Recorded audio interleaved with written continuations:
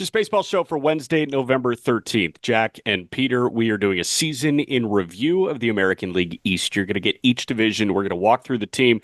You know what they did? I've got four notable numbers: team OPS, runs scored, starter ERA, bullpen ERA. I'll tell you where they lined up there, go through some individual performances. And I think we're going to come to the conclusion on a letter grade as well at the end of all of this. So you are going to get a letter grade on how the 2024 season shook out for each of these five teams in each division. Again, we're starting with the AL East today. It is the Just Baseball Show presented by BetMGM. Remember to use code JustBaseball at checkout, or not at checkout, when signing up on BetMGM. We were going to record on Tuesday, but Peter Sharman's soft. Do you want to address it? Yeah, I felt kind of like human oatmeal. I Um, I laughed out loud when you said I feel like oatmeal. I was like, I've never heard somebody say that before.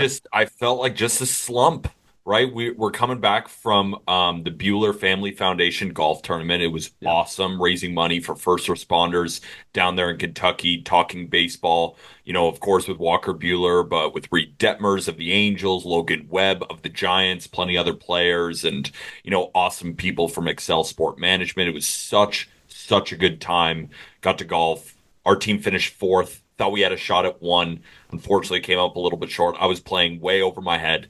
I was hitting so many putts, Jack. I Yeah. never hit putts. Yeah. I mean, that's when you know. Last night at your house, and just couldn't fall asleep.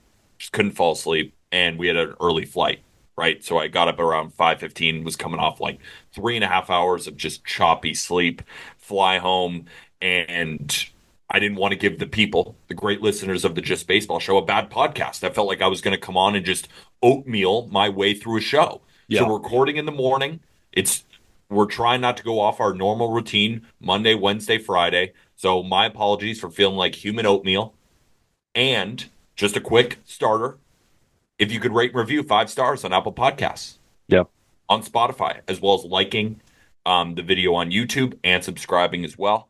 It's important to help the show, but I got to be better at helping the show by not feeling like human oatmeal. So I'm here now. Let's talk about the AL East. I think electrolytes are the fix to that. Electrolytes and what like isn't sodium intake for that? I don't know. It's kind of weird, but like I know, you pop a Noon in your water or you pop a liquid IV in your water and you call it a day. But I'm giving you shit. I pulled over in like Crown Point, Indiana, and truck stop, Mm, 20-minute nap in my car. I've really? I've never done that before, but I was like, I'm not making it the rest of the way. So I have to pull over and just take a little nap. So I did truck stop, pulled to the side in the corner, reclined the driver's side seat all the way down, turned the car off so I wouldn't accidentally hit the gas pedal, and caught a couple Z's for about 20 minutes and then got back on the road. So I wholeheartedly understand where you're coming from, but this is going to be good. And yeah, obviously a great time in Lexington on Monday with the Bueller Family Foundation charity golf outing. That was so much fun, and we've got a video. Recap, like a synopsis coming out probably later next week. And Davis Kirk, who does great work at the University of Kentucky, is putting that together. I want to assess how hot the stove is before we get into this. Mm.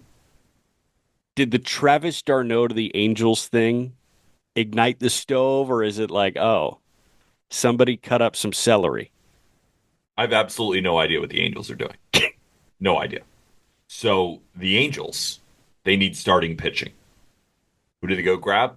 Kyle Hendricks, arguably the worst starting pitcher on the market. Then they need some corner outfield help. I would have preferred if they went defense first, or at least someone who can go play that position. Because Mike Trout, as we progress through his career, is going to need more time at DH. So what do they go do? The one corner outfielder who probably is just a DH in Jorge Soler. And then what do? They have a lot of positions of need here. What's the one position of need that they don't really need? So, Catcher. yeah, shortstop and catcher are the two positions where it's like we know what's going on with LA with Neto and Ohapi. Exactly. So I post on Twitter $12 million, dollars, a 2-year deal to be Logan O'Hoppy's backup when the rest of the team is broken. Gotta love the Angels. Now, I got a little pushback from Angels fans. They're talking about their backup catching situation, and Matt Tice, I know, has not been good. I've seen him. I understand. But that doesn't necessarily mean just because you have a bad backup catcher, now you give a 36-year-old catcher a 2-year deal when there are guys who are younger than Travis d'Arnaud, Jacob Stallings, Elias Diaz, Gary Sanchez. And I understand that you want to bring a veteran into the mix. All three of those guys that I named are also veterans, but they are also younger. You could argue production level between those four, but Travis d'Arnaud is not coming off a great year. I mean, let's not pretend he was just this amazing player, right? Put up a 1.1 WAR in 100 games, 105 OPS plus. He was okay, right? He's pretty good. Yep. I don't understand where the Angels are going. I also think it's interesting that no teams are really signing any players right now, but the Angels have already signed three, right? They're trying to get ahead of the market, but they're almost dictating the market in a way because all of these backup catchers now, well, Travis d'Arnaud could get 2 years for 12. What am I going to get? So I'm Right. sure even some other teams are upset at what the Angels are doing. Be like, why are you doing this? I mean, you're So setting the market when you don't even know the market. That's what it feels like, that they are just going in and saying, oh, I kind of like that guy. Or, there's clearly a history with Atlanta here, right? Soler and d'Arnaud, they might just want to be copying what Alex Anthopoulos did a few years ago or even last year. So, yeah, I have no idea what the Angels are doing. So, no, the stove is not hot, but the Angels are doing Angel stuff. So my question is, are they still 6 years behind? Because they have been stockpiling 2019 top prospects. I mean, we've talked about that. Moniak and Joe Adell, and I mean Miguel Sano was on that Salt Lake team, and he was in the show with them. Like you have that narrative, but now you have Kyle Hendricks, Travis d'Arnaud, Jorge Soler. Like those guys were really good pre-COVID, and then Soler won a World Series MVP post-COVID. Like it's fascinating to me that it almost feels like they're 4 years behind everybody else. It's like Internet Explorer. The page is just so slow to load. We have the opportunity to go get Kyle Hendricks. Let's do this. Wait, no, he's been really bad for the last couple of years. I am sad that Kyle Hendricks is not going to spend his last years in a Cubs uniform because I thought that would have been fitting. I think he was the last 2016 world champ remaining on that Cubs roster. So now there's a big old zero in that column. But yeah, it is kind of bizarre what the LA Angels are doing, and it's hard for me to comprehend. My other thought on this right away was how much more is Danny Jansen going to cost than 2 years, 12? He's 6 years younger. d'Arnaud had some big knocks, but d'Arnaud, I feel like, was also put on this pedestal because he was in Atlanta. Like, if he was a Boston Red Sox or a Toronto Blue Jay, are we talking about d'Arnaud in a similar way to the way we're talking about him right now being an Atlanta Brave? I feel like so much of d'Arnaud's value came with intangibles on a winning team. Yeah. And now he goes to the Angels. It's cool that you got leadership. They just bought leadership. But in terms of on field performance, they whiffed on the Stassi extension a couple of years ago to essentially be O'Hoppy's backup, or they kind of paid him like a, And I a low end understand why starter. they want a backup. I mean, Ohapi has struggled to stay on the field, and Yeah, yeah. But like, I why get can't that. Danny Jansen be that guy? That's what I'm saying. Or even those other three that I named, all younger than Travis d'Arnaud. Yeah, like a year. And Stallings is perceived 10 years older than Travis I d'Arnaud. know, but he's 35. So yeah, it felt like, okay, I get that you need a corner outfielder. I get that you need a catcher. I get that you need a pitcher. Why these three? And Yeah. why at this money? And why before everyone else? And again, why these three? Do any of them make sense? No, Any of them? no. And they all are bad decisions based on what the Angels need. But let me But ask you, the Angels were need you those decisions. expecting the Angels to do anything that made any sense? I mean, no, I guess. It's just it's getting annoying at this point, right? I don't want to keep making fun of the Angels. I mean, they're a professional baseball team. They should have a real plan. And I guess this is the plan. Now, maybe Soler there's a little fountain of youth there and he's able to play more outfield. Maybe Trout's healthier this year. He's able to play more outfield. But again, even at the DH spot like d'Arnaud, You probably want his bat in the lineup, right? He's coming off a 105 OPS plus season. It's not great. It's slightly above average, but a lot of the Angels weren't able to post that. So Travis d'Arnaud would instantly slot into the lineup and be one of the better hitters on the Angels. But if Ohapi is playing that day, you have Soler, you have Trout. I don't get it. I don't Whatever. get it. But let's stop wasting people's time with the Yeah, LA Angels and let's get into the American League East. Deal? let's do it. So, again, here's what we're doing. We're doing a season in review. We are gonna, I think, finish and come to a conclusion on a letter grade for each team, how their 2024 campaign went. We're gonna go in order of record, and we're gonna start with the New York Yankees, who finished as the runner-up. They lost the World Series in five to the LA Dodgers, in case Peter forgot. That fifth inning in Game Five, that was pretty much what did them in. Garrett Cole not covering first base, all that. The New York Yankees were 94 and 68 this year. They were third in team OPS. They were third in runs scored. They were 11th in starter ERA. They were sixth in bullpen ERA. They boxed out Gunnar Henderson of the AL MVP finalists because they had two of them. Aaron Judge is going to win it.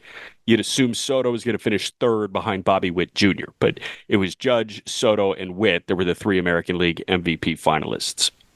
Garrett Cole was a little bit slow out of the gates, coming off of an elbow issue that sidelined him for a little bit more than a month as it pertained to the beginning of his season, but he settled into form at the end of it. They got contributions from two Rookie of the Year finalists, rookie catcher Austin Wells, and obviously Luis Heel. Clark Schmidt had a rejuvenating year. Marcus Stroman was fine.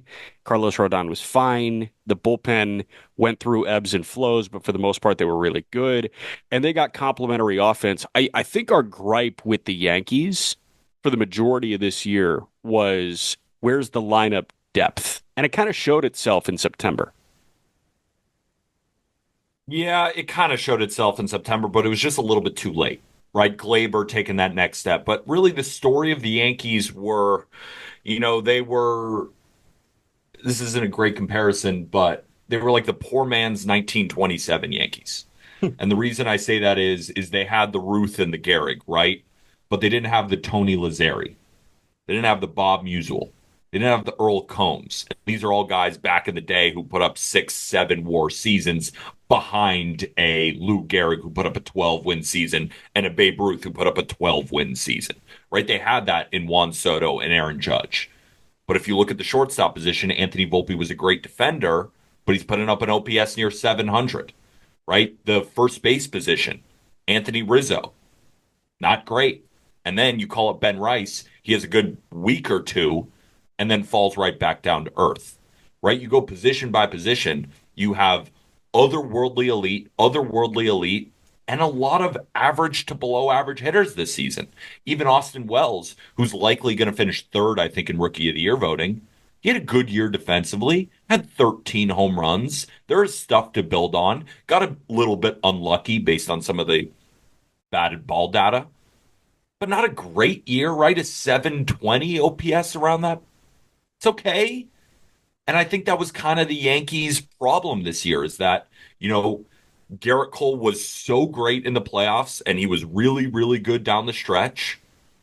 And they had great top end talent, but the rest just never truly came to play. And when you look at between the margins, they were the worst base running team in Major League Baseball. Defensively, they were okay, right? They didn't do the little things. They didn't bunt. They didn't move guys over. So it's hard for me to call this Yankees team a massive success this year, even though they went to the World Series, because the reason they got here was really on the backs of two guys. And they were able to get through the Royals. They were able to get through the Guardians. Wasn't an easy path, like everybody is saying, but it was much easier than the Dodgers' path to get to the World Series. And then they showed their true colors in the World Series, losing in five, with the only win being against the Dodgers bullpen game. And it wasn't even a true Dodgers bullpen game, right? It was more Brent Honeywell and Landon Knack, right? It wasn't even the great bullpen arms. Yeah. And that was the game that they won. So it was a great season because Aaron Judge and Juan Soto were historic. I mean, Aaron Judge, 1,100 OPS, 58 home runs. Juan Soto, 40 plus home runs. Just unbelievable, legendary performances from two guys can get you to this point. And that's why the Juan Soto going back to the Yankees is like the most important signing that the Yankees have ever had because you can get to this point when you have two guys like this. But if Juan Soto were to leave, like this team still has a lot of holes.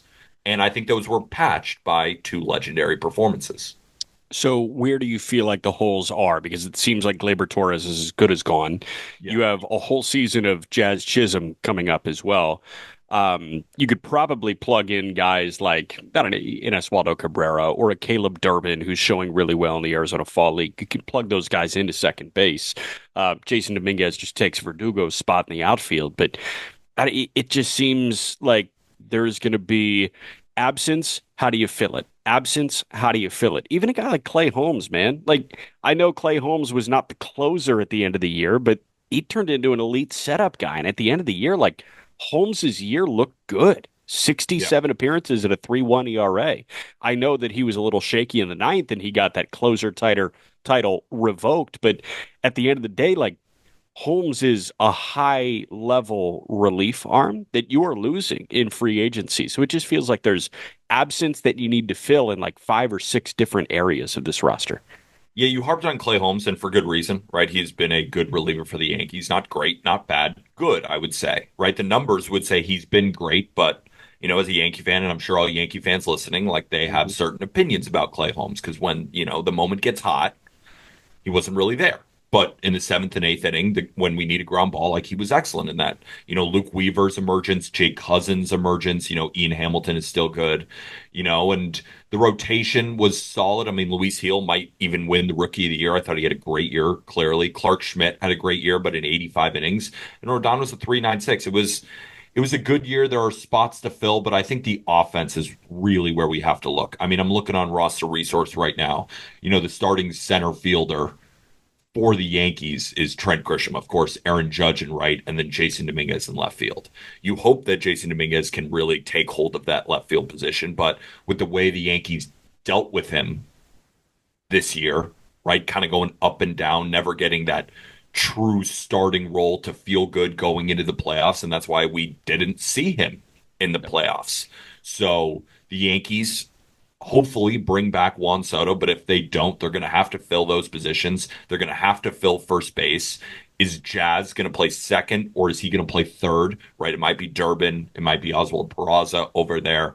There's a lot of decisions they have to make, but I guess what I'm a little bit nervous about is, right, I'd be excited to see Caleb Durbin play. But this is the freaking New York Yankees. You want to go win a World Series, right? Is Caleb Durbin playing second your best option? You hope, like it sounds cool, right? A homegrown guy who's been playing well, starting second baseman all year. That's where we're going. It's a don't knock it till you try it I thing, and get he's it. nowhere near the caliber that Volpe is. But I think the Yankees had World Series aspirations when they ran out of rookie Volpe at shortstop. Yeah, and they finished. They didn't make the playoffs. Right. Yeah. So, but of course they didn't have Juan Soto. But that's where we're at, right? I think this roster is very reminiscent of that team that didn't make the playoffs. But this time, Aaron Judge hit 58 home runs instead of playing 106 games, hitting 37 home runs, and they had Juan Soto. Yeah. So that's why I really don't see much of a difference between that team that didn't make the playoffs. And that's why this really was just the Judge and Soto team. Unfortunately, Based on the 2021 Zoom interview where Juan Soto said his favorite team growing up was the Boston Red Sox, and based on Francisco Lindor being photographed in LAX, like going to meet with Juan Soto, and where's your level of confidence that the Yankees are going to re-sign Soto? not only that, I'm hearing about how the Blue Jays are the Dominican Republic's favorite team. I mean, we're Blue reading all this Jays? stuff too. Yeah, I guess, I didn't read like the whole thing, so I don't have the full story, but that I guess maybe they were the first one to open up, a Dominican Republic kind of system, getting those guys over there. Of course, Vladimir Guerrero Jr. I don't know. That's what I read on Twitter. I don't know. But Blue Jays fans are getting hyped up right now. And Juan Yeah. Soto is meeting with them too. Right? That's all I got to say. I don't know a ton about that, but what I do know is that the Blue Jays are definitely in the running now too. So, like I said earlier, I predicted Juan Soto going back to the Yankees if the contracts were comparable. If the Yankees can meet the price that the Mets will give, or the Yep. Dodgers, or the Blue Jays, or even the Red Sox, any of these teams. But if one of them goes buck wild, if Steve Cohen says, we're going to pay you much more, he's going there. Dodgers say, we're going to pay you much more, he's going there. So I'm hoping that the Yankees have a comparable contract to those teams and he goes back. But there's no guarantee.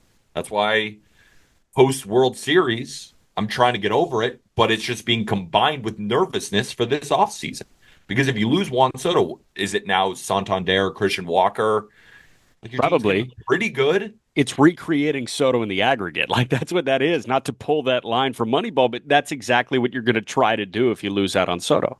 And it's not like the A's aggregate where you're spending $1 million and you get a $10 million No, you're worth paying of player. Santander 90 and you're paying Walker 50 and you're paying like it's And they'll shit's going to probably add up quick. You're going to pay Bregman 170, like that kind yeah. of thing.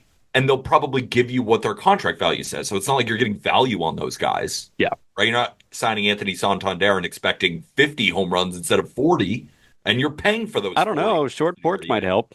Who knows? But yeah, I mean, in Camden Yards, it's not that hard for a lefty to hit him either. But of course, he's a switch hitter as well. So Yeah. yeah, I think that the Yankees had a great year from just big picture. Yeah. Right? You win 94 games, you go to the World Series. That's a great year. Of course it is. Right? In Yankeeville, if you don't win, it's a disappointment, but this is the next best thing. So Of it was a course. great year. The thing is, I think it was mostly on the backs of Aaron Judge and Juan Soto. I thought they got good performances from some young guys, but there's still a lot of questions this offseason. But overall, I think an A minus is very appropriate for this year. Yeah, I think so. I wasn't going to let you go any lower than an A minus because they Yeah. went to the World Series. Like they Yeah. won the American League. They had a historic tandem. And, at the end of the day, their lowest in these four main pillars that I just pulled, their lowest, team ranking was starter ERA at 11th. They were Yeah. still essentially there. And if they had Schmidt for the whole year, you're probably looking at a top 10 rotation in Major League Baseball as well. So they're top 10 in lineup, in rotation, in bullpen. They win the American League. You can't go any lower than an A minus. I am with you though, because the expectations are just so effing high every single year for the New York Yankees. The only way this turns into an A plus is if you win. There's no settling on A here. It was A minus if you lose, A plus if you win, and there's no such thing as an A in Yankeeville. And I'm going to equate it to basketball. I'm going to pull a U into the NBA. I'm not a huge NBA guy, Well, so cross you tell sport me reference, nice. if this comparison is close to accurate. It almost felt like this 2024 Yankees team was one of those LeBron Cavs teams where they got through the East, met the Warriors and lost in 6 or 5, right? LeBron led them there. Other pieces were good enough to get them there, but then they faced a team like the Warriors and they saw the writing on the wall that they weren't close. I What think would you that's the give perfect those comp. teams? That's the A perfect comp. minuses? It's Yeah, always an A minus. It's an A yeah, plus if you win. It's an A minus if you lose. yeah. And they lost in 5. Two, and it's like two equals one if you're doing the baseball to basketball comparison because there are five guys on the floor. Like Yeah, Judge and Soto equals LeBron in this exactly. equation, and I think that's perfect because you rode LeBron to an NBA Finals, you rode Judge and Soto, and half a year of Cole to the World Series, but you fall short because you just faced an objectively better team than you. Exactly. So A minus, I like it. Let's go to the Baltimore Orioles here. The Orioles had a very unceremonious end to a very solid year. The Baltimore Orioles this year finished fourth in team OPS, fourth in runs scored, fifth in starter ERA, 23rd in bullpen ERA, people. Of course, they were without Felix Bautista, but they ran into a whole bunch of issues. Is Yennier Cano the guy? Is Craig Kimbrell the guy? We learned Craig Kimbrell was not the guy. They got a phenomenal year from a Gunnar Henderson. They got a very good year from Corbin Burns. Is it the only year that he spends in orange and black? Maybe. But we'll see. Adley Rutschman fell a little bit short, but then Colton Cowser looks like he could be the AL Rookie of the Year runner-up. There were a whole bunch of individual individual performances that essentially waffled this Baltimore Orioles team for me. Corbin Burns was over 190 innings at an ERA under 3. Mhm. But you got like half a year from Grayson, and you got like 5 awesome starts from Bradish, and you got like 2 starts from Means, and Tyler Wells was non-existent. There were so many issues in terms of staying on the field in the rotation. There was a massive hole. You're missing probably the best closer in baseball in Felix Bautista. And you had some guys offensively that took a step back, but then you had also, some guys that took a step up. I see the vision. Did you run out of time if Burns is gone? It's so weird because I think the Orioles window was open for 6 years. That was at least the perception coming in to the 2024 season. Now I'm like, I think their window's open, but like, how open is it? You got to pay somebody big time to be an ace. Yeah, I'm much more fascinated in what the Orioles do this offseason rather than lamenting this season. And I'll tell you kind of why. So, this Orioles team comes into the year with World Series expectations. Really. I mean, it had one of the highest win totals, one of the favorites to win, and for good reason. Right? You have Kyle Bradish, you have Burns, you have Grayson Rodriguez. There's plenty of great, great talent here. And not to mention, what have we been hearing about the Orioles? Best farm system in baseball by a mile. And all of them are coming up this year. Felix Bautista gets hurt, but the Orioles bullpen was so good last year that they were kind of expected to fill those holes and be totally fine and be one of the best teams. They were a great team. I don't think even Orioles fans, even the biggest ones, were say they were one of the best teams. And I think it's because some of these young guys, like a Jackson Holiday most notably, when they came up, didn't really do much. The rotation looked good on paper, but then a lot of them got hurt, right? That's not their fault. But when Kyle Bradish goes down, it's going to hurt. When Grayson Rodriguez doesn't pitch a full year, it's going to hurt. When Tyler Wells basically doesn't pitch at all, it's going to hurt. And then when nobody really steps up in the bullpen, you win 91 games. So a part of me thinks that this season was actually a very good wake up call for the Orioles. That while you have all of these young pieces, you still need to add this offseason in order to build a World Series contending team, that you can't just survive on your farm system.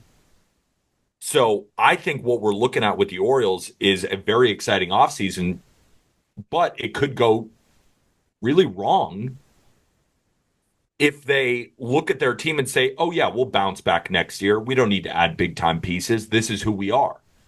I don't know if they can survive with the best of the best with what they are currently. So I don't want them to get complacent and say, oh, well, still 91 wins is pretty good. We can battle back and we'll make some fun in between the margins moves. Then I don't think the Orioles can compete at the top level. And that's what we're expecting from the Orioles, right? Every team has different, expectations, and the Orioles are in the top of the line expectations. So will they truly see this year as we aren't perfect, we need to spend money, or will they give themselves some credit and say, hey, we won 91 games? This is still a very good team. Yeah. I don't want them to go that route. They shouldn't go that route. I like that. You just put it, I think, in a cleaner way than what I was trying to say, where I said I felt like their winning window just got tighter. I think you're right. This was the 2024 season was their opportunity to see if they can do this from everything that was in house already. Yes. And the answer is no. It And doesn't seem like they can. I don't think any team in Major League Baseball can survive just on their system.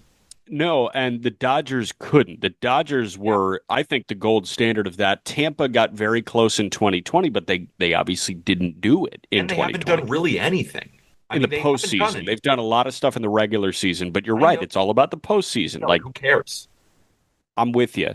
I think Cleveland pushed that. They got close, but again, they haven't won one yet. The And remember what I Dodgers, said? Didn't that feel like Cleveland's peak?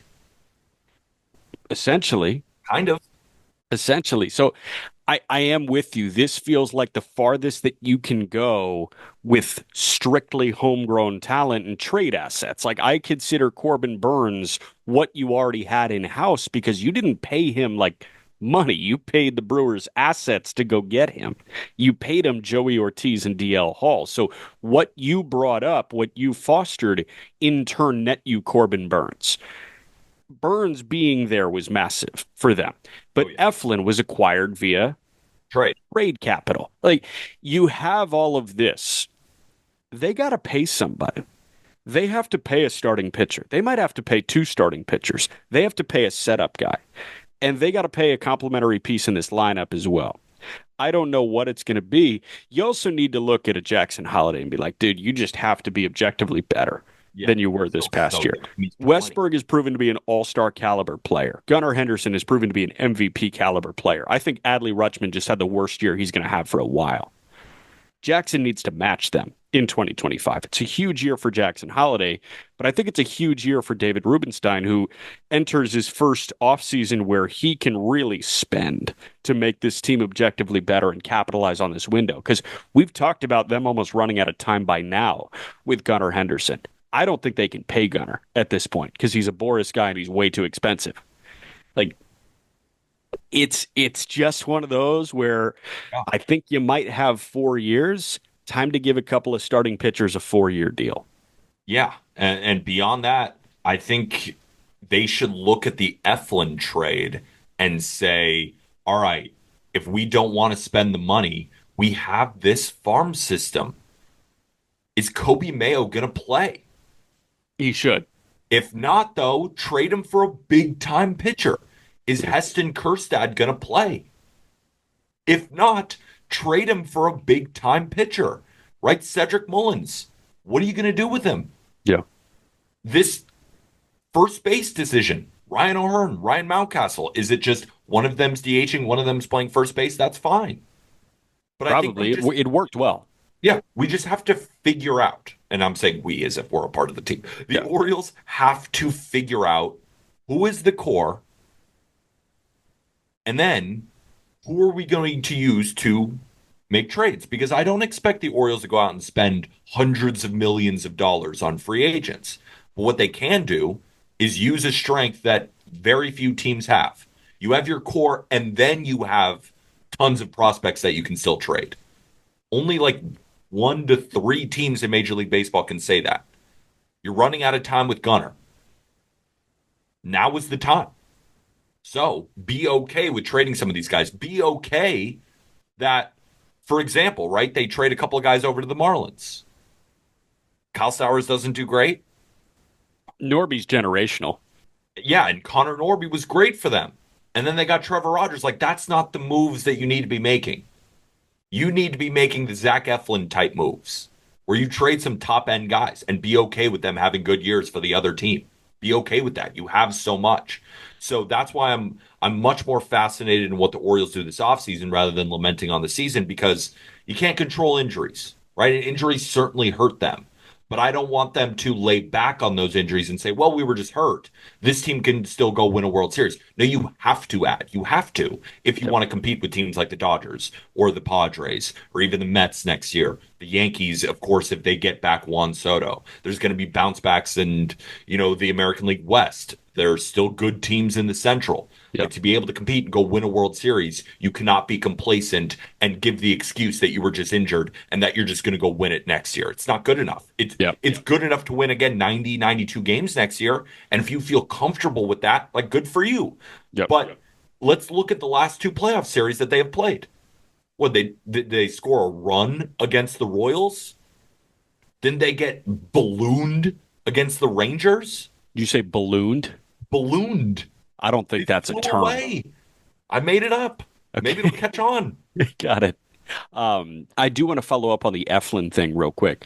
You mentioned moving top end talent. It wasn't top end talent. Like they didn't move a single guy in their top 10 prospects. It was Jackson Bomeister, it was Matthew Etzel, and it was Mac Horvath. Like Horvath had, borderline first round, maybe second round pedigree. Jackson Bomeister is a guy that projects really well, but at the end of the day, like they didn't move a top 10 prospect. Their system is depleting. There's still a top 10 system in baseball, clearly, but their system is depleting because all these guys are either graduating or they just moved him for Corbin Burns or, like guys like that. So I would say like, hey, your system is not as good as it was 2 years ago, and you have unlimited resources via trade. Like, just go pay somebody. And that's what an ownership change is for, my thought at least. So I'm And with you. Like, this is Baltimore is in as interesting a situation as we've got in Major League Baseball this offseason. I mean, they're losing 40 home runs in Santander, and they're possibly losing 180 innings at a 2-5 in Burns. Yeah, I mean, it was, I think it was like 194 to 29, which is Yeah, like, or something wow. like that. Yeah, Yeah, wow. So, I mean, you're losing a top five pitcher in baseball, and you're losing a 40 home run guy. I'm with you. So it's a it great. it does feel like a put up or shut up season for the Baltimore Orioles, or off season for the Baltimore Orioles.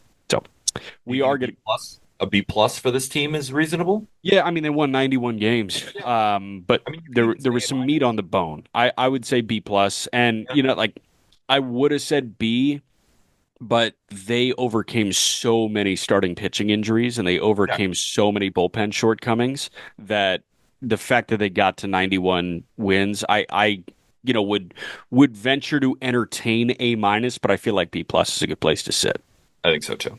So we're going to get to the Red Sox, Rays, and Blue Jays on the other side of this. Before that, quick break. Let's talk about the Boston Red Sox. The Boston Red Sox were 81 and 81. They finished third place in the American League East. The Red Sox were seventh in team OPS. They were ninth in runs scored. They were seventh in starter ERA. They were 24th in bullpen ERA. The good news for the Boston Red Sox is the bullpen is the easiest thing to fix among the three main food groups: lineup, rotation, and bullpen. They need to not pay 40-year-olds anymore. I will tell you, it really does feel like they're ready to pounce. And I don't know if that means Soto. We talked about frontline starters. I think they are in the mix for every single frontline starter on the free agent market. This offense looks really good really soon, and it's going to get really crowded really soon. Yeah. I'll venture to say they are in as good of an offensive situation as anybody not named the LA Dodgers in Major League Baseball right now. Wow. I mean, Roman Anthony, just baseball's number one prospect. Roman's the number one prospect. Christian Campbell is a top 50 prospect. Marcelo Meyer is a top 50 prospect. Kyle Teal is a borderline top 50 prospect. Yeah. Wilyer Abreu is playing a Rookie of the Year caliber season. Jaron Duran turned into a top five center fielder in Major League Baseball. Like, Yeah. Cedar Rafaela has proven to be a platinum glove caliber talent defensively, and I think we just saw the floor of his offensive output in the 664 OPS. David Hamilton has proven to be, I think, one of the best third middle infielders in Major League Baseball. Like, he has game wrecking speed. He was 33 for 37 in the stolen base department. And like, he provided immense value. He put up a 2.5 win season with an OPS under 700. Like, Yeah. I think they are in a really good spot here. They pigeonholed Yoshida into the DH role. It would be nice to clear that up, but like, Yoshida is not the worst DH in Major League Baseball. I feel like with what's coming and what they already have, and I feel like what they could be adding, the financial flexibility that they have, this offense is in a really good spot. Yeah, the more I've been looking at the Red Sox this offseason, the more intrigued I am about their future. And I think that just keeps building and building the more times I look into it. Because when I watch the Red Sox and I look at the numbers, I come to the same one-word conclusion on their season, right? Not even looking just in the future, but they were 81 and 81, right? Inconsistent, Yeah. I would say, because the top end production from some of these guys. I mean, Yoshida there for a while, in the second half at least, was great, right? Wilyer Abreu was pretty good all year.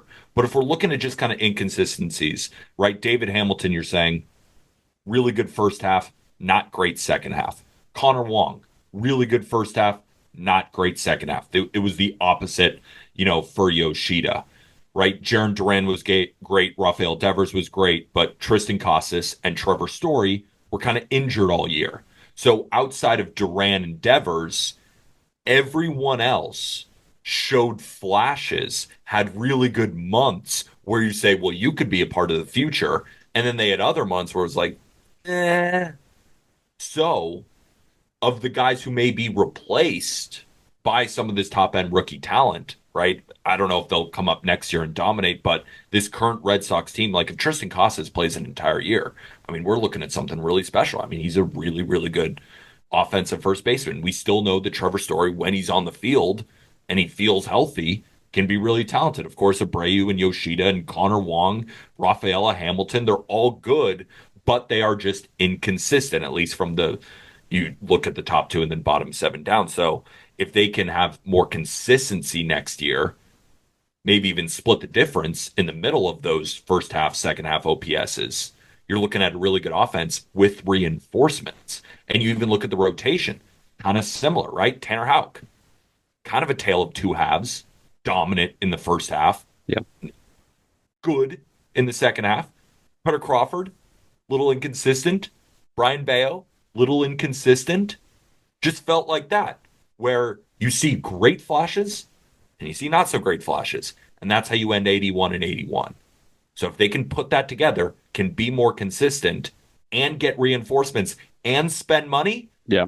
well, I'm feeling so excited about the Red Sox. If they don't spend $1 on the lineup in terms of additions, I'm just going to run through what we should be seeing by the end of the 2025 season and tell me you don't get excited about this. Because I saw your eyebrows go up when I said they're in as good of a situation, I think, as anybody not named the Dodgers. And I do think that the Padres are up there. I think that there are some other teams like Atlanta when they get healthy, They're obviously in the next group. level. We're all really excited about them. I think they're in the group. So by the end of the 25 season, we're looking at a catching tandem of Wong and Kyle Teal, Love it.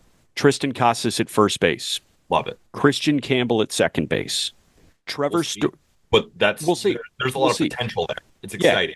Christian Campbell and Vaughn Grissom and Emmanuel Valdez as the second base like options. Shortstop, you're looking at Trevor Story and you're looking at Marcelo Meyer when he gets healthy and he'll be ready to go by spring training, it sounds like. Third base, Rafi Devers. And you've got this assortment of four outfielders in Rafaela, who I think should just play center every day. I think you task Jaron Duran with the monster in left. And Mhm. you've got Wilyer Abreu, who is an awesome defensive right fielder who put up And a 781 OPS season. Oh, by the way, the number one prospect in baseball, Roman Anthony, can be the fourth outfielder in that assortment. And you have Yoshida as the DH. I mean, that's exciting as shit. I mean, It's that's exciting awesome. as hell. Like, it's Yeah. crazy to me how exciting that is. And that's not accounting for them adding literally anybody.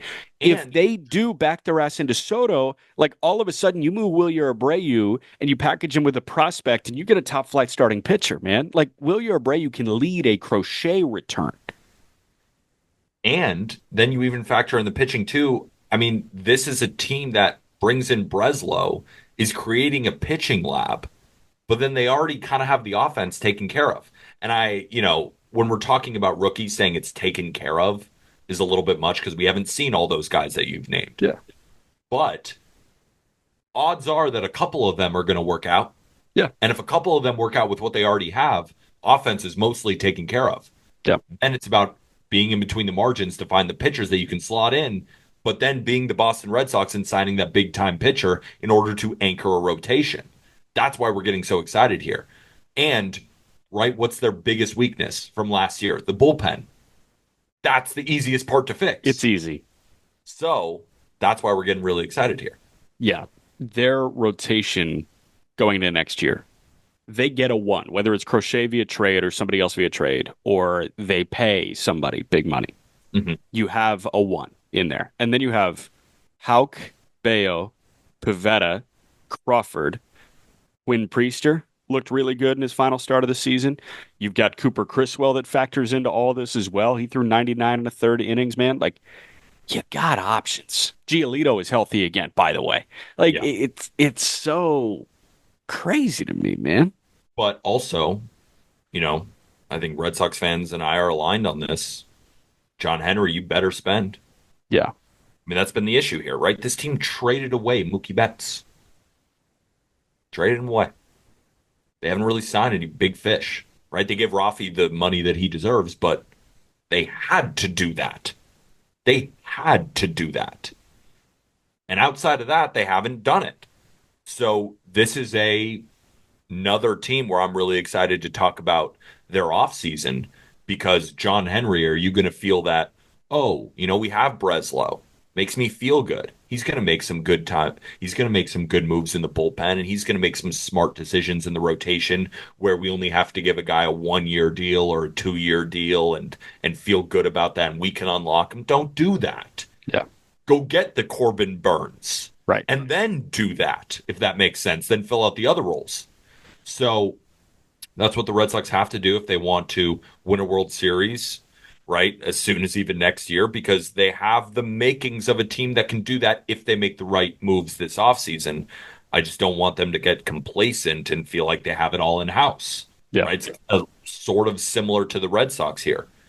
Don't get D- complacent, go sign big time pieces, and you're going to really compete. But in terms of just a letter grade on this season, it's So it's weird because like we've painted this in such an optimistic light, yet they're the Boston Red Sox and they finished 500. and they've been in last place a lot of years. Yeah, but they Right were now, this year, third this year. yeah, but right, they haven't been great since they had that kind of flash in the pan year a couple of years ago. Yeah. But outside of that, it's been missing the playoffs. It's been finishing in last place. And if you've done that this many times, you kind of should be in this position. Yeah. I go B minus. Yeah, I was almost like it's like an 80%. No, I mean, Yeah, track they went 81 and 81. How can they be in the B range? because they were expected to be the bottom dweller and they finished third in the division. That's a good point. That's a good point. They were projected to finish, were they Last. or the Rays? Whatever. They were below the Blue Jays, the Orioles, and the Yankees. That's Yeah. for sure. So whatever, fourth or fifth. Yeah, I agree. They were a little bit I better think than it was an expectations. 80%. Like I think it was a B Yeah. minus, as B minus as B minus gets. C plus B minus. Yeah, I'm with you on that. I think that's fine. B minus is fine because they did outdo their expectations. Like if their expectations were 81, like if they had an 81 and a half win total, they didn't. They had like a 77 and a half. Yeah. So yeah, I think 80% B minus is accurate. And at the end of the day, like there were enough positive things to hang your hat on, like the Jaron Duran progression into an all-star, the Tanner Houck progression into an all-star. Like these are things that I feel like pushes a 500 team closer to B minus than C or Mhm. C plus. I think that's fine. That's So fair. and like if they were, I rattled off the four pillars, right? If they were seventh in, bullpen ERA and 24th in starter ERA, I think we're sitting at a C. But they were seventh in starter ERA. They were 24th in bullpen ERA. We're talking about a team that was seventh in Major League Baseball in team OPS and seventh in Major League Baseball in starter ERA.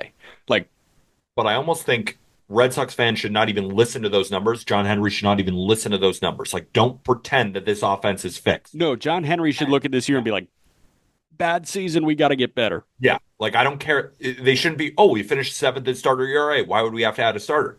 No, no, no. No, no, no. Yeah. Like, you need to. You're the Red Sox. Because it's going to be hard to replicate some of those performances again. Exactly. Like, is Tanner Houck going to pitch to a 3-1 next year? Maybe. Maybe not. Right? I think it's more likely that he doesn't. Right. And then the rest of them, it's like Cooper Criswell. I mean, I don't know how this guy gets outs when you watch Criswell. him. The stuff is not good. I mean, the command is good, I guess, but Yeah. there's some guys who I don't know if I necessarily believe in. Like, I don't know if Cutter Crawford is really, a solid pitcher that you're going to rely on for a very long time, or is he more like a 4.4 ERA guy, and that's like a five starter. That's not a two starter. Yeah. Brian Bayo, is he what can be a three starter? I don't know. He hasn't really proved it yet. Yeah. He's had some good flashes, and I would feel more confident that he improves rather than less, but I'm not sold on it. So we need to add to this, and we shouldn't even listen to seventh in ERA. You can listen to seventh in offense. I wouldn't listen to seventh in ERA on the starting pitching side. Understood. So yeah, we settled on B minus here for the Boston Red Sox. Two more teams, the Tampa Bay Rays. The Tampa Bay Rays in 2024 were 80 and 82. They finished fourth in the division. In terms of team rankings, their offense was really bad. They were second to last in team OPS. They were second to last in runs scored, 29th in both. They were 10th in starter ERA. They were 10th in bullpen ERA. It's kind of funny how like uniform those were. So they were the second worst offense in Major League Baseball, but they were the 10th best pitching staff in Major League Baseball. This team was decimated by injury. Like we were watching a skeleton of a starting rotation in 2024. In 2025, we're going to get McClanahan, Bradley, Pepio, Springs, Boz. Holy shit. I'm very excited for that. This offense was so hard to watch this Horrible. year. Impossible. After they traded Paredes, I'm looking. I don't have F war in front of me. I have B war in front of me.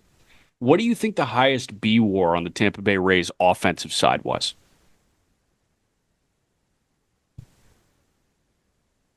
3.5. 2.5, Ugh. 2.4. Isak Paredes in 101 games, Brandon Lau in 107 games. Their Ugh. best performers were guys that A, one was traded, and B, the other played 107 games.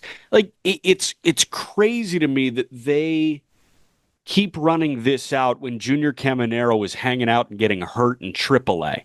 Have Yeah. him get hurt in the big leagues, man. Like it was just insane. And Caminero comes up 43 games. He gives him a little bit more than half a win. Caminero had a Their best player. 724 OPS, like a 105 OPS plus. Let the kids play. They're going to let the kids play. At some point this year, I think we're going to see Carson Williams and Chandler Simpson joining Junior Caminero. We're going to get closer to Trey Morgan and Xavier Isaac joining these guys. Dominic Keegan could be there to take the catching reps away from Ben Rortvedt, who got like 380 plate appearances or whatever it was. This offense is just so starved for talent, unfortunately, right now. The good news is I'm as bullish on the Rays farm system as any system in Major League Baseball. The bad news is you had to stomach that season, and you had to watch Christopher Morel put up a negative point .8 B WAR and a 547 OPS in 49 games after the trade. You watched 38 games of Curtis Mead where he had a 569 OPS. It's I feel like it could get tired for Rays fans watching this offense, and it's like, okay, we're leaving meat on the bone all the time, all the time. We're getting closer to that not happening, but this was. I think we're going to look 5 years from now and say that was the lean year of the Tampa Bay Rays.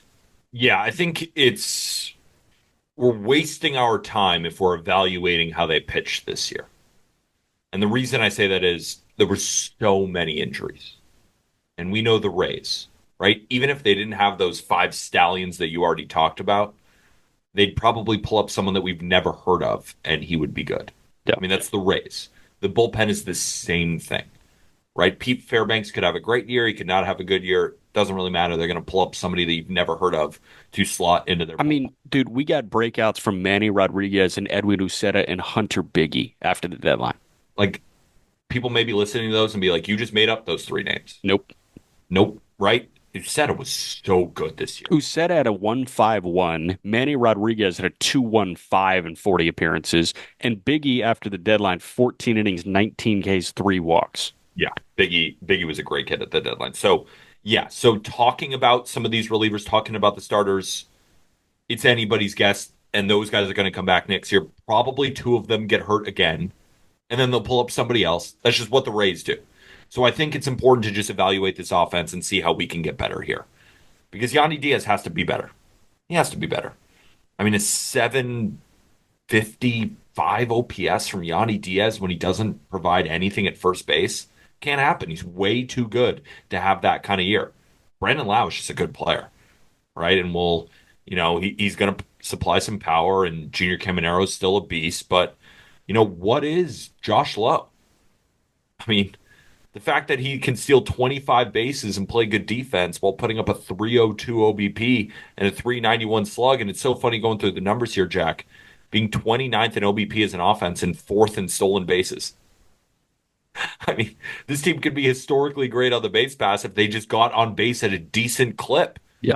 Caballero stole 44 bases last year, 283 OBP. I mean, that's insane, right?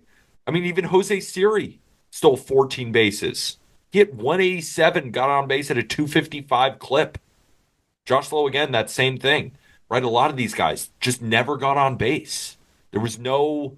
And then the Rays offense can get really good if you just get on first, Yeah. right? It doesn't have to be the offense that hits a bunch of home runs, slugs a bunch, gets a bunch of doubles. They have so many dynamic athletes that you just get them on first, even in their system right now. Chandler Simpson, 104 stolen bases in the minors last year. That's where the Rays can separate themselves from other offenses. Speed, Yeah. so dynamic. I mean, you have multiple guys who, based on last year's results, could be 40 stolen base guys, and they already had one in Caballero who got on base at a 283 clip. Yeah. And he got That's caught how more you than anybody in the American League as well. that's how you win. If you're the Rays, that's how you win. Being dynamic on the base pass. You got to get on the base pass though. Yeah. And the Rays have to Well, improve that this offseason. and I think you need a couple guys that can hit the ball out of the ballpark. And Yeah. Caminero on that team for 162 is going to really help with that. Yeah, and losing Randy obviously stinks, but Yandy should be hitting more home runs than he did. I mean, 14 is not going to cut it, right? Josh Slow can hit bombs. 10 home runs from him is not going to cut it. He's better than that. Yeah. I Brandon mean, Lau, Lau, dude, like even 21. 21 yeah, feels like a low number for Brandon Lau if he still had a plays. good year, but I agree, low number for him. He can be a 35 home run guy. And Lau, I assume they move because he's getting expensive and they picked up his club option. Like he just seems like trade candidate 101 for them, and that's what Tampa does. But dude, I mean, you got a lot of options. And again, like I cannot emphasize enough how much talent is coming in the not too distant future. Like Carson Williams is a top 10 prospect in the game. By the way, Yeah, awesome interview that on the call up. just about to say that interview was fascinating. Him going through that system. I mean, if you're a Rays fan, like you have to listen to that episode. I mean, he is so smart, and even the way like he's talking about himself, and obviously he's a beast, but just lamenting the other players on the team, talking about A how good Trey they were. Morgan and an Isaac and a How Chandler Simpson and a Keegan. And I mean, we haven't even mentioned the pitching side. Like a Brody Hopkins looked awesome. And an Aiden Smith, who was the other guy in the Arozarena deal. Like he looks yeah, awesome. They're loaded. really, really exciting. But and then we're not expecting the Rays to sign a bunch of big names. They'll be in the mix for whatever reason. Right? I Yeah. think it's kind of funny. It's like Right. No, they're going to be they were rumored. yeah, they were rumored to be in the Juan Soto discussions. And I think there was this viral tweet. It's like, this is kind of like me going on Zillow and looking at $15 million mansions when I Yeah. live I'm here. rumored to Right? be pursuing. Yeah, I'm rumored, right? And, that's a whole lot of nothing. But By the way, still in the mix. latest update I saw, they're probably going to be calling Philly or the Yankees spring training complex their home ballpark. So the Interesting. ballpark in Clearwater or the ballpark in Tampa, Steinbrenner Field. I think that makes the most sense because you actually get to see how baseball in Tampa like plays. I think Steinbrenner Field, there's they don't have a good relationship with the Yankees, obviously, but who cares? Who cares? Who cares? You got I to mean, find a that's ballpark. that's the best spot to play. I mean, Yeah, I think yeah, so. This like honestly, the offense sucking the way it did, yeah. C, I guess. I was gonna go C minus. Yeah, that's I fine. mean, the offense was so bad, so bad. They had a top like my thing is I would put them at a C because they had a top 10 pitching staff in Major League Baseball and they were without literally everybody. And they still went 80 and 82. I mean, Yeah. it's fine. It's just like watching them felt like an F. I mean, they Yeah. were they were one of the worst teams to watch in Major League Baseball this season. It They was like League Pass terrible. power rankings, like MLB TV power rankings. I mean, they were bottom of the barrel. And even their bullpen, right? Like Uceta had a 151. It's not like he's like Justin Martinez on the Diamondbacks where I get to Right. go watch 102 with Fuzz. Right. I mean, it's 91, 93 with like a really good changeup, right? It's still not even super exciting to watch all these pitchers, right? I don't get to watch Shane McClanahan, right? I get to watch, You got to watch Bradley, but Bradley got his bumps and yeah, bruises. like Pepiot is not the most exciting pitcher to watch in the He's world. kind of fun. He Yeah, is he's kind of good. fun. He's good, but he's not like super. So Yeah. even watching the pitching, I wasn't watching incredible stuff or anything Yeah. like that. And then at the plate, I'm watching strikeouts. I'm watching groundouts. I'm watching weak contact. And when they win, it's 3-2. And Yeah. it just, that's why I'm lower on the letter grade, which is not necessarily as fair. So I think C is fine. Yeah. C minus. I think you can settle it at either of those. 73%, a low C, but not quite the C minus. Yeah. Last and certainly least is the Toronto Blue Jays. Yeah. The Toronto Blue Jays had a year from hell. The Blue Jays, I don't have the record in front of me. They were the bottom dweller in this division. Toronto 18th in team OPS, 23rd in runs scored, 14th in starter ERA. They had the second worst bullpen in Major League Baseball. There was not a single endearing quality about the Toronto Blue Jays this year aside from Vladimir Guerrero Jr. Vladdy was awesome. Yeah, he was awesome. Everybody else was not awesome. I mean, I clicked through a shortstop power rankings for 2024, and Bichette and Paul DeYoung were in the same conversation. You could argue that DeYoung was better than Bo Bichette this year. Everybody else looked like old, man. Kirk looked not good. There were so many shortcomings on this roster, and it feels like the superiors in that organization were a shortcoming this year as well, like a Ross Atkins and a John Schneider, the manager. Like, I mean, dude, there were some endearing players at the end of the year after the deadline, like getting Loper Fido over there and getting, Jake Bloss over there, even though Bloss didn't really have the opportunity to show himself with Toronto. And then like a Davis Schneider, but Schneider slumped at the end of the year. There were just, aside from Vladdy, I'm struggling to put a single positive spin on the Blue Jays season. I'll give you one more positive spin. Bowden Francis. Oh yeah. He was great on the mound, right? And, when Alek Manoah goes down, who's going to step into that role, right? Because you have Gosman, you have Barrios, and you have Bassett, and you signed Yariel Rodriguez. And Yariel was okay. He flashed some good stuff, flashed some bad stuff, but I think he's a guy who you say, all right, if he's our five starter next year, like I feel okay with that. I don't feel great about it, but I feel okay. It's Yeah. not a hole, right? But you get Bowden Francis, and if he can continue what he did in the second half, I mean, that's a real pitcher that you got. Then you combine him with hopefully Gosman can be a little bit better. Hope Bassett can be a little bit better. And Brios is still just solid. So the rotation is fine. It's good. It's good enough, I think, to make the playoffs if the offense isn't crappy.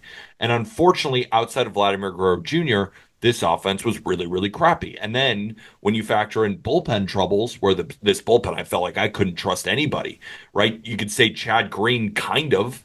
But outside of that, I mean, these guys were getting blown up, it felt like every single game. No wonder they were so bad in one-run games. And, whenever it was close, even in extra innings, right? This Blue Jays team, and just to quantify those numbers, I mean, the Blue Jays, right? I'm going down to these expanded, right? So in one-run games, they were 19-30. They were 5-5 in extra innings games. And whenever the Blue Jays went up against a good team, they weren't any good, right? They were 43-63 against teams over 500. So this current roster is good enough to beat up on some bad teams. But when you take a step up in class, or when it's close, they couldn't get the job done. And that's a problem of a lot of different things. But it's hard not to look at this offense with all the great names in it and none of them really performing. And that's highlighted by Bo Bichette having a year from hell. I mean, terrible. By OPS plus, Vladdy was awesome, obviously. Aside from that, Spencer Horwitz had a 125 OPS plus. IKF before the trade had a 116. He had a 758 OPS. Justin Turner before the trade had a 107 OPS plus. That's it. The only other guys that were above league average, Jonathan Clase in 23 plate appearances, Nathan Lucas in 22 games, Will Wagner in 24 games. That's it. And I think another reason why this season was so tough is in a season like this, when things aren't going well, play the young guys. That's why they traded Justin Turner. That's why they traded IKF. Play the young guys who's a part of your core for next year. Did they find out who's a part of their core for next year? I don't think so. I don't think Horwitz. Horwitz or Ernie Clement, like he's proven to be a good defender. Maybe. I don't know. That's why I think this season was big time failure. Because the two positives are Vladdy just doing what we expect Vladdy to do, Yeah. right? Like, can we give Vladimir Guerrero Jr. a ton of credit here? This is what he's supposed to do. He had 323 with a 940 OPS, 44 doubles, 30 homers, and 103 driven in. He K'd fewer than 100 times. And he's awesome. That's what he's supposed to do, right? Because he's awesome. Yeah. Because he's one of the best hitters in baseball. Yeah. And that's what they hadn't gotten from him the past 2 years. So you finally get that. You get Bowden Francis taking that next step. Those are the only two positives because you didn't figure out your core. Your pitchers are now a year older. You don't really have anybody in the bullpen that you know you can rely on for next year. That's why this feels like such a failure. And then You weren't even able to compare yourself against good teams. Because Yeah. when you went up against good teams, you got bounced. Yeah. I mean, even against their own division, Jack. Against AL East, they went 21-31. So whenever they rolled into teams that they're going to be facing all the time, 10 games under 500 against them. Yeah. That's why, for me, I mean, this is a D, maybe lower. I think D minus. Yeah. I mean, there's nothing really to It build on here outside of Bowden Francis taking the next step. And of course, you got Vladdy. it's But I funny, mean, like I wanted to pitch Jose Barrios as like a good year, but he was just a 3.6 after a 3.65, and these are, 2 years bouncing back after a miserable 2022. that's just what he's supposed to do. That's what he's supposed to be. You have a 7-year deal for Barrios. Yeah. Should put up a 3.6 ERA. Vladdy wants $300 million. Yeah. You got to hit 320 and 30 bombs and a 940 OPS to want that. Yeah. So all the guys that, based on contract value, based on what they're supposed to do, only a few guys did it. It's not like Vladdy hit 330 with 50. Yeah, but 323 with 30 is like really good Very still. good. It's extremely good. But he had a better year when he was Yeah. a rookie. No, I go D minus. I'm like uh, I don't want to like slap an F on them because F feels so mean. No, F is like the White Sox. Yeah, but like the White There Sox were was no. expected to be super shitty. Here's what would dictate an F for the Blue Jays. Let's say Vladdy had a year like he did in 2023. Yeah. Let's say Bowden Francis was just never good at all. Yeah. Then I think we would say that this team was an F, Yeah. right? Because, but that's kind of what puts them up to the D minus range. Is like That's it. you did have one pitcher, which is valuable. Yeah, I you mean, had Bowden two Francis doing endearing this is valuable. qualities. Yes, is Yeah. valuable, and Vladdy being one of the best hitters in baseball is extremely valuable. Yeah. So that's what lifts you up from an F. Yeah. But they got a lot of work to do this offseason. A lot of work to do. And I don't envy Ross Atkins at all because he's got to make some decisions with not a lot of data to work with. I also just I don't know what the work looks like. Is it tear Yeah. it down? Like we could see a different Blue Jays team, but Or we could say that they could have a positive outlook on this and say, well, we still have Gosman, we still have Brios, we still have Bassett, we have Bowden Francis, and we have Yariel Rodriguez. That's a good enough rotation to kind of compete here. yeah, We still have Vladdy. We think Bichette is going to bounce back. We have some decent young guys. If we go add some free agents offensively, we can create a good lineup. So you combine a good lineup with a good rotation, and then you gotta you gotta make some bullpen arms work. But again, that's the easiest part to fix. So there is a path here to being much more successful next season. yeah. But there's also another path where it gets really bad, really quick. And it'll be interesting to see what path they go down. I hope, for Blue Jays fans' sake, let's go down the positive path. Let's think positively. And I could see it. I'm not saying that's out of the range of possibilities. Like, that could work here. Yeah. But will it? We'll see. That's what we got. That'll do it for this episode of the Just Baseball Show. Again, hopefully you guys all enjoyed. And if you did, rate and reviewing on Spotify, 5 stars is the best way to support as well as subscribing on YouTube and go get yourself some Just Baseball merch. You know I'm rocking my shit. Jack's obviously rocking nothing, hates the Nothing. company. Sick hat though. From Yeah. our friends over at Bucko Banter. Fire hat. It is. I mean, that's a new era. That's great merch. If you're a Pirates fan, don't buy our merch. I'll be honest with you. Go check out Bucko Banter's merch. That shit's sick. Yeah. For Jack Capone, I'm Peter Apple. We'll be back on Friday to do the American League Central. And with that, thank you, everybody.